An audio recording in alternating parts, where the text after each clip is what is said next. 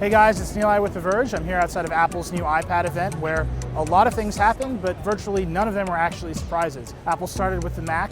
They released Mac OS X Mavericks. Big surprise there is that it's free instead of costing $29 like it usually does. Mavericks has been out for a while. There's really nothing surprising. Some big highlight features include Finder tabs, multiple display support. It's a little bit better with memory, and Apple claims it'll actually increase your battery life on a notebook. Apple also updated the MacBook Pro with Retina display. The 13-inch model is kind of the big news. It's now just $12.99. It has a much faster Haswell processor with Iris graphics, which would actually let the processor run that beautiful Retina display. And it's a little bit thinner and a little bit lighter than before. The 15-inch is basically the same design, also has a much faster Crystalwell processor with Iris Pro graphics and an optional discrete GPU if you want that.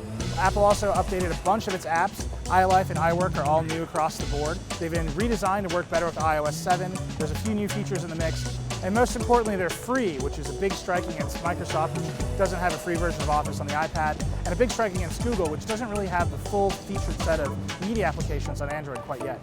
Apple also revealed the pricing and availability of the Mac Pro, which they announced at WWDC. The cylindrical, ultra-powerful Pro computer will start at $2,999 and be available in December. Lastly, of course, the big news here is new iPads. Apple replaced the existing iPad with a new model called the iPad Air, which is basically the same design as the iPad mini, but way bigger at 9.7 inches. Same Retina display, new A7 processor with the M7 co-processor inside.